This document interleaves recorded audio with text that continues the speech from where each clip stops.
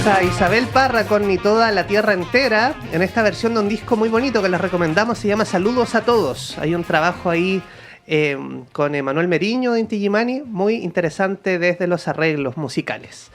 Bueno, vamos a seguir avanzando en el semáforo y como ya les adelantábamos, vamos a conversar sobre un libro que se lanza esta tarde, justamente a las 19 horas, en la Bibliogam, en el Centro Cultural Gabriela Mistral. Y para ello tenemos la suerte de conversar con Soledad Rojas Novoa. Ella es doctora en Sociología y Antropología, es investigadora del CONICET de Argentina y también de la Red de Investigación en Interseccionalidad, Género y Prácticas de Resistencia de la Universidad de Chile y bueno, del Instituto de Ciencias Antropológicas de la Universidad de Buenos Aires. ¿Cómo estás, Soledad? Hola, muy bien, muchas gracias Nicolás por la invitación. Estamos muy contentas de poder compartir con ustedes este lanzamiento de hoy día. Bueno, vamos a ser infidentes en este programa, pero cuando nos saludamos con Soledad estaba muy emocionada porque no había visto el libro todavía, ¿no? ¿Qué es lo que se siente ver este trabajo ya materializado que se lanza hoy? Sí, muy contenta porque, claro, el libro se editó, yo estaba en Buenos Aires y todavía no lo había visto, así que nada, está muy lindo y muy contenta de verlo. Bueno, este libro es bien sorprendente porque es la traducción de una traducción. Las palabras que compila circularon durante 40 años en francés. Y miren qué porfiada es la memoria. Recién ahora vuelve a su lengua de origen. Su primera edición de 1982 es fruto del esfuerzo común entre chilenas exiliadas en París y la editorial des Femmes, que coincidían en la urgencia de visibilizar en tiempo real las múltiples formas de violencia que atravesaban las mujeres en el Chile de Pinochet, así como las estrategias con las que ellas les hacían frente. Soledad, tú estás con ese documento histórico, ¿no? Cuéntanos sobre esta primera edición en francés y cómo se transforma en este libro que ya está publicado en Chile, se demoró algunas décadas, eso sí. Claro, esta es la edición original de 1982, publicado por Sí, The la Fam. podemos mostrar ahí a quienes nos siguen en YouTube de Radio Universidad de Chile. Claro, este libro yo lo encontré a partir de una investigación que estaba haciendo en la Rediger justamente en el 2020. Empecé esa investigación sobre los centros de madre. Y en las referencias que fui leyendo sobre ese tema aparece este libro mencionado que me pareció muy raro porque era raro encontrar una bibliografía en francés sobre un tema tan chileno como los centros de madre. Y así fue como accedí al libro y pude empezar a entender que ese libro era una tesis de Carmen Gloria Guayo, que ella escribió durante el exilio. Carmen Gloria Guayo es una destacada política nacional que vivió el exilio entre el 74 y el 85, y ahí escribió una tesis sobre los centros de madre a partir de su propia experiencia. Y la editorial de FAM entonces viene a entrevistar a un grupo de mujeres que participan del cuarto encuentro de mujeres de 1981 para complementar un poco esta historia que Carmen Gloria cuenta sobre los centros de madre, pero que se acaba en el 74 con su exilio. Entonces estos otros testimonios de alguna manera nos permiten conocer las formas de resistencia de las mujeres ya más adentrada a la dictadura hasta el 81, en que este libro se empezó a editar y se publica en el 82. Bueno, y es muy interesante este libro Chilenas en Lucha porque tiene dos partes, ¿no? Este trabajo sobre los centros de madre de Carmen Gloria Guayo, quien vivió entre 1929 y el 2021, y luego tenemos testimonios de mujeres en dictadura, más de 20, que participaron en el cuarto encuentro de mujeres organizado por el Departamento Femenino de la Coordinadora Nacional Sindical en diciembre de 1981 en Santiago, quienes dieron algunas entrevistas a estas mujeres del movimiento de liberación francés, quienes viajaron especialmente a entrevistarlas y terminaron en este libro, ¿no? Claro. Todo con el riesgo de un país donde no había libertad de expresión. ¿Qué sabemos de ese proceso de registro? Y es muy interesante porque hay mujeres que viajaron de todos lugares de Chile a participar de este encuentro. Tal cual, es una de las novedades también, que son testimonios difíciles de encontrar. Hay muy poca información sobre ese encuentro nacional y en general sobre esos encuentros nacionales de mujeres que organizaba la Coordinadora Nacional Sindical, y estos testimonios en ese sentido son de un valor historiográfico muy grande. Las militantes del Movimiento de Liberación de Mujeres francés los sacaron clandestinamente del país en el 81, los transcribieron en Francia directamente al francés, por eso decimos que es una traducción de una traducción, porque en el fondo son palabras en chileno que no habían circulado en chileno. Entonces la traducción tiene ese valor para nosotras, y hablo de nosotras porque yo lo traduje, pero trabajo siempre, este segundo proyecto que hago con Tiempo Robado Editoras, que es una editorial independiente de un valor fundamental, me parece a mí, para para el mundo editorial chileno, y juntas trabajamos mucho con Claudia Marchán y Gloria Algueta, que son las editoras de Tiempo Robado. Trabajamos en conjunto para enriquecer el libro con muchas notas al pie, para contextualizar un poco las historias que esas mujeres van contando en el marco de estas entrevistas hechas a veces a la rápida, a veces en situaciones muy complejas. Imaginamos, porque no tenemos los originales, no podemos saber en realidad cómo fueron esas entrevistas, pero el tono en el que están los relatos nos permite un poco imaginar esos contextos, y entonces por eso el trabajo no fue solo de traducción, sino también de edición y de notas al pie y de ir puliendo un poco los testimonios para armar esta serie que se compone tanto de este gran testimonio de Carmen Gloria Aguayo como de estos otros testimonios de pobladoras, campesinas y mujeres que, como tú bien dices, se decidieron a participar de este encuentro a pesar de todo el contexto adverso y represivo en el que estaban inmersas en plena dictadura. Seguimos conversando con Soledad Rojas Novoa, quien es editora y traductora de este libro Chilenas en Lucha, 1946-1981, que se presenta hoy a las 19 horas en Bibliogam. Y quisiera preguntarte por el contexto de esta serie de publicaciones en francés que se llamó Mujeres en Lucha alrededor del mundo, y que se compone de 9 números dedicados a la resistencia de mujeres afganas, árabes, indias, aborígenes canadienses, brasileñas, nicaragüenses, salvadoreñas, uruguayas y también chilenas. Conocemos lo que pasaba a comienzos de los 80, se había aprobado la Constitución acá en Chile, ¿no? Durante la dictadura. Pero, ¿cuál es el contexto internacional en que se sitúa esta serie de publicaciones en Francia?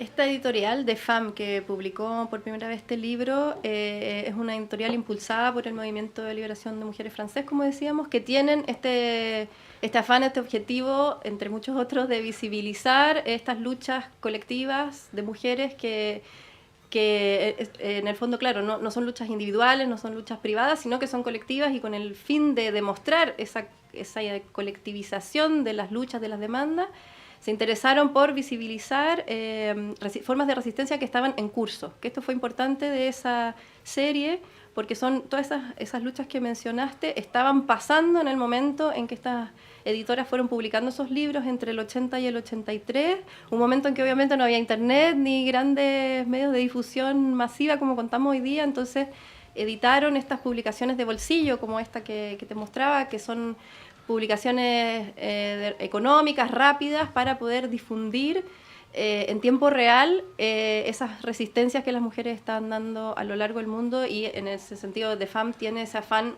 internacionalista del movimiento feminista. Bueno, describamos para la gente que nos va escuchando en un auto, por ejemplo, que está en la casa, ¿cómo es ese libro, no? Yo veo un libro blanco, una portada, veo una mujer mapuche. Sí. Hemos discutido bastante respecto de la portada del original, que, como tú dices, tiene en el centro una mujer mapuche acompañada por pobladoras.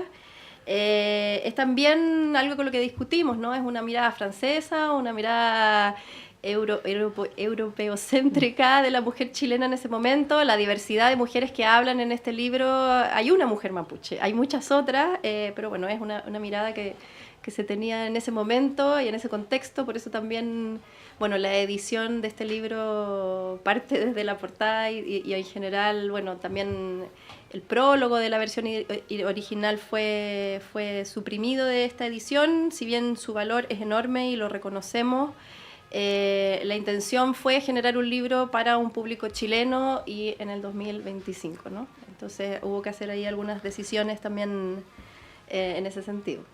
Bueno, queremos hacer un llamado de utilidad pública porque recordamos que este libro se presenta hoy a las 19 horas en Bibliogam, y contamos con los nombres de algunas de las entrevistadas. Quizá usted conoce o es familiar, ¿no? Podría, por ejemplo, quizá usted conoce a Mariana. No hay muchos datos, obviamente, porque era clandestino opinar, ¿no?, en esos tiempos de la dictadura. Mariana, profesora militante del Frente de Mujeres Trabajadoras, separada y no tiene hijos, en este momento está relegada. Y yo rayé parte de un testimonio, dice: no tenemos miedo, al menos tenemos menos miedo que los hombres. Solo queremos sacarnos de encima la dictadura para vivir tranquilas. Yo vengo a este encuentro y sé que por mucho menos podrían detenerme, de día o de noche, pero de todas maneras aquí estoy.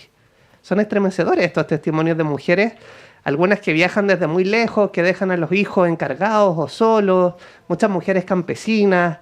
¿Podemos caracterizar este grupo de mujeres de las que solo conocemos el nombre de pila? Conocemos solo los nombres de pila y ni siquiera sabemos si todos son sus nombres verdaderos. Claro, puede ser un seudónimo. Hay algunos que sí, porque también es interesante el posicionamiento de estas mujeres frente, imaginemos que llegan desde Francia 2 personas a entrevistarlas en plena dictadura, que las confianzas eran muy difíciles de establecer, y ellas deciden dar su testimonio a estas mujeres. Muchas de ellas decidieron dar sus nombres verdaderos para visibilizar su palabra y su lucha. Otras prefirieron el anonimato, y en ese sentido esperamos que este libro alcance un público muy amplio y que justamente lo que tú dices es muy valioso, ¿no? Que puedan reconocerse en esos testimonios y eventualmente dirigirse a nosotras y que podamos conocernos para seguir ampliando estas historias. Como ir completando el puzzle de esta historia, ¿no? Yo seleccioné también el testimonio de Diva. Dice, la coordinadora intenta ayudar a cada comisión, pero eso nos limita a todos. Sería ideal poder trabajar sin plata, pero la realidad es otra. No se puede hacer nada sin plata.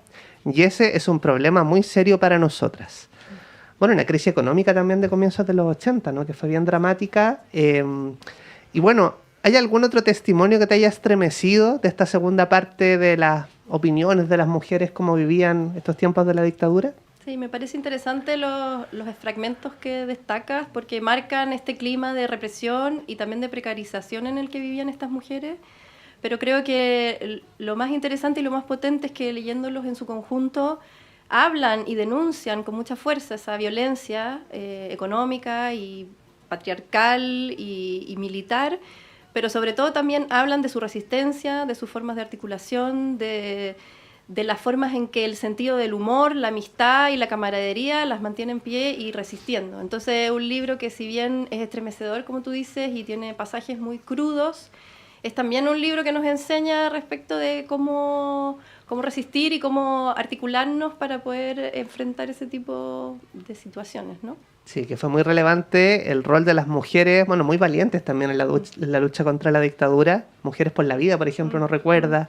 Y acá quisiera citar a Teresa, que dice, esta situación de que los hijos no encuentran su camino se devuelve también a las mujeres, a las madres, que terminan siendo madres toda la vida, siempre protegiendo a otros y nunca pensando en sí mismas. Esa tensión perpetua en los otros, en la angustia. Eso atenta contra las mujeres. Qué interesante. Sí, me gustan los fragmentos que elige porque también es cierto que es un libro que nos vuelve a hablar de la dictadura y quienes tenemos la convicción de que no es un tema zanjado, que no es algo que hay que dejar en el pasado justamente porque hay un montón de cosas que todavía tenemos que aprender porque todavía reverberan en el presente, ¿no? Y ese tipo de testimonios, hablar de los allegados, de una serie de dramas familiares que hoy día todavía están en curso en la crisis relacionada con la vivienda, con la salud, con la educación. Hay un montón de temas que son transversales y que se instalan en esa época y bien sabemos que somos herederas y herederos de esa época y en ese sentido este testimonio nos hablan de esa vigencia, ¿no? Y de cómo se reeditan esas formas de violencia desde la dictadura y de los estados democráticos que siguieron. Y por eso también me parecen tan valiosos, porque son testimonios también muy transparentes, muy descarnados, muy desprejuiciados, que nos enseñan sobre las luchas que estamos dando ahora también. Bueno, justamente hace algunos días conversábamos con Gladys González sobre el libro Pedagogía Mistraliana, y hay textos de Gabriela Mistral de hace 100 años que son súper lúcidos y vigentes, ¿no?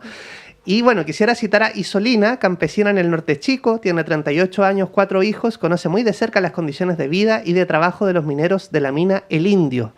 Recordemos que estos testimonios son del año 81, ¿cierto? Dice, yo vivo en un pueblito bien chico, entre el trabajo de la tierra, el criadero de gallinas, el sindicato y el centro de madres, nunca estoy de brazos cruzados, pero vamos a ir hasta el final. Y con esto hablo por todo el pueblo. Vamos a hacer caer la dictadura como sea, con violencia si es necesario. Bueno, pequeño spoiler, el libro termina así, pero creo que también habla de una convicción de estas mujeres que no estaba bien aguantar estas condiciones que impuso la dictadura, no por 17 años. Tal cual. Y es muy interesante también para pensar los desafíos del movimiento feminista y de cómo estas mujeres sabían que la violencia patriarcal no estaba enmarcada en la dictadura únicamente, no se iba a acabar con el derrocamiento de la dictadura, si bien era su objetivo principal y su principal fuente de malestar y de desdicha en ese momento. Bueno, eran estructuras que son mucho más amplias y en ese sentido las discusiones que están dando en el marco de ese encuentro, que es un encuentro de mujeres en el cual están discutiendo todas estas cuestiones, ellas están enfocadas en esa lucha que tú bien dices, pero de desbordarla también, y de entender colectivamente que esa lucha era mucho más amplia que la dictadura, y por eso digo que sigue insistiendo en nuestros días, y por eso esos testimonios nos enseñan tanto, y por eso son de tanta actualidad, y era tan importante traducirlos también. Quisiera preguntarte también, Soledad Rojas Novoa, sobre la primera parte del libro, los centros de madre, ¿no? Esta investigación de Carmen Gloria Aguayo. Y uno piensa, quedó como en el inconsciente colectivo, ¿no? Esto de SEMA Chile, que tomó Lucía Iriart, ¿no? Como que tomó este rol de protectora o de impulsora de los centros de madre, pero es una historia mucho anterior, ¿no? Cuéntanos sobre el trabajo que constituye la primera parte del libro. Uh-huh. Sí, exactamente como dices, el SEMA Chile claramente se comió la trayectoria de los centros de madre, que empieza por lo menos en la década del 40, en la época que Carmen Gloria Aguayo participaba de estos centros cuando ella era una niña, iba con su mamá, que militaba ahí de una manera muy asistencialista y muy desde las mujeres de los barrios altos, ayudando a estas mujeres pobres. Y lo interesante del libro es cómo Carmen Gloria siguió trabajando en los centros durante más de 20 años y va desarrollando una mirada muy autocrítica respecto de esa mirada maternalista y asistencialista, y va entendiendo el poder de la lucha popular y el poder de las formas organizativas de las mujeres y el valor que hay ahí, ¿no? Entonces revisa su propia posición, y eso a mí me parece muy conmovedor del relato de ella, en tanto esta posición de una mujer política que tuvo una relevancia fundamental durante el gobierno de la Unidad Popular, que fue designada por Salvador Allende como ministra de un ministerio de la familia que nunca llegó a existir porque antes vino el golpe de Estado. Tuvo un lugar muy, muy importante también en la arena internacional cuando se fue al exilio, defendiendo los derechos humanos y denunciando la violación de los derechos humanos en Chile.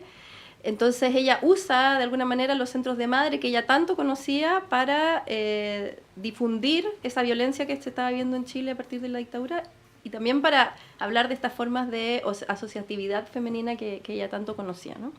Qué importante esos espacios de construir comunidad, redes y proyectos en común. Quisiera preguntarte, Soledad Rojas, ¿por cuál razón la gente debiera ir hoy a las 19 horas al lanzamiento y por qué debieran llevarse el libro, ¿no? Cuéntanos ya en estos últimos segundos que nos quedan. Uh-huh. Bueno, los lanzamientos son siempre motivo de celebración, así que una alegría quienes vengan a festejar con nosotras el lanzamiento de este libro. Como te decía, para no repetirme mucho, pero creo que el valor central de este libro es, primero que nada, devolver a carriles que estaban perdidos unos testimonios que yo pensaba, ¿no? Son como un mensaje en una botella lanzada al mar, estos audios que hicieron estas mujeres en ese encuentro, y que hoy día hayan podido volver a Chile y estar publicados como merecen en un libro en chileno, me parece que es de un valor tremendo. Y como te decía, creo que son experiencias que son del pasado, pero que insisten y que nos enseñan mucho para lo que estamos atravesando hoy día, y en ese sentido son lecturas que son muy valiosas para rellenar también algunas lagunas que hay todavía en nuestra historiografía, y que este libro intenta hacer un pequeño aporte también a esas lagunas, así que bienvenidos también a leerlo.